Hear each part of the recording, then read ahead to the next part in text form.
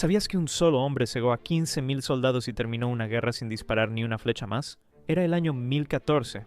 El emperador bizantino Basilio II acababa de aplastar al ejército búlgaro en la batalla de Claudion, 15.000 prisioneros.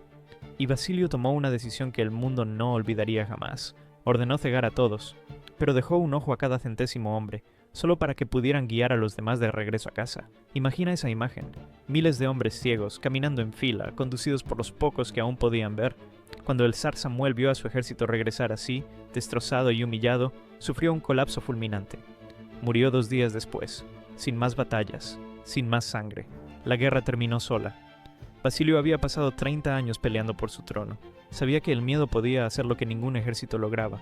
No fue solo crueldad, fue un mensaje calculado para que nadie volviera a desafiarlo jamás.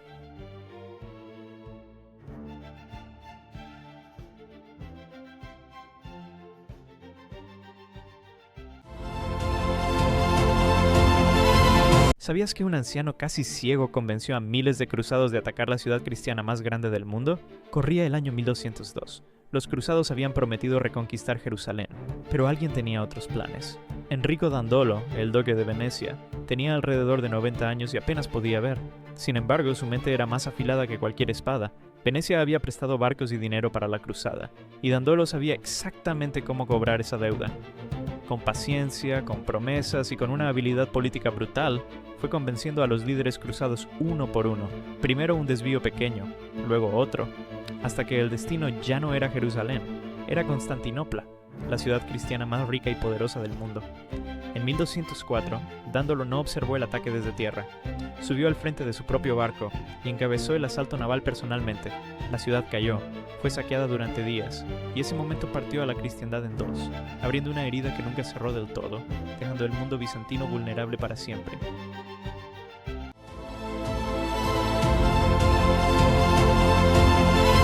¿Sabías que Ulysses Grant, el general que ganó la guerra civil, murió sin un centavo mientras escribía contra el reloj para salvar a su esposa?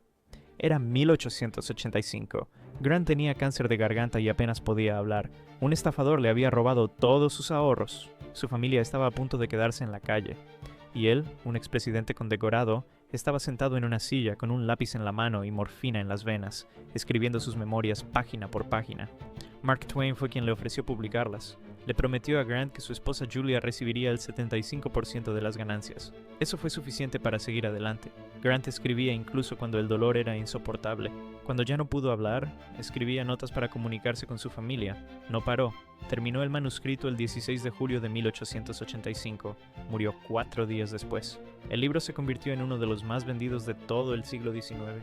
Julia recibió casi $450,000. Él lo sabía. Eso fue suficiente.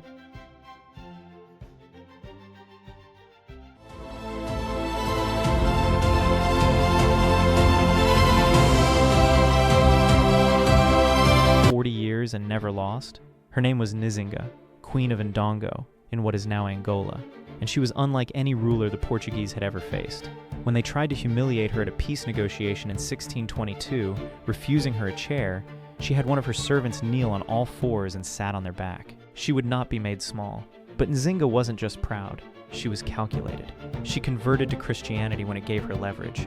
She formed military alliances with the Dutch.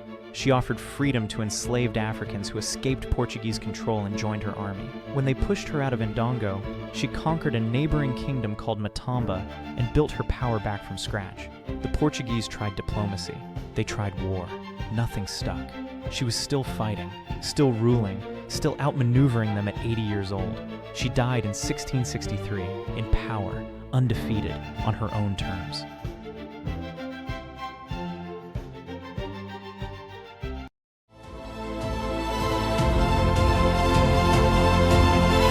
One man's mental breakdown started a war that killed 30 million people?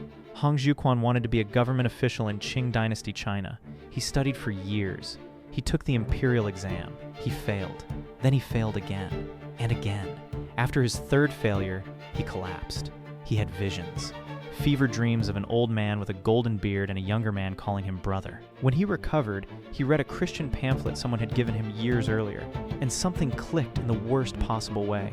He became convinced he was the literal younger brother of Jesus Christ, sent by God to cleanse China of demons. Here's the terrifying part.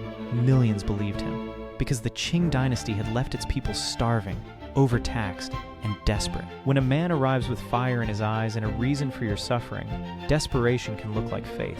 What followed was the Taiping Rebellion, 14 years of civil war, somewhere between 20 and 30 million dead, one man's broken mind, one empire's broken promises. The collision was catastrophic.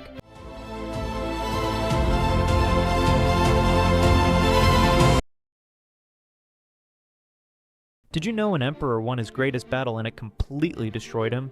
Ashoka of the Mauryan Empire was already one of the most powerful rulers on Earth. He commanded an empire of 50 million people. He had won wars across the Indian subcontinent. Then came Kalinga. In 261 BC, his forces won, but roughly 100,000 people lay dead. Hundreds of thousands more were homeless and starving. Ashoka walked through the aftermath himself, and something in him simply broke. He converted to Buddhism. He publicly declared that he felt deep sorrow for what he had caused. Then he did something no conqueror had ever done. He stopped conquering. He redirected the entire empire toward nonviolence, religious tolerance, and public welfare. He built hospitals, planted trees along roads, and dug wells for travelers. And he had his new values carved into stone pillars across the empire. We can still read those words today. One man walked through the wreckage of his own victory and chose to become something different.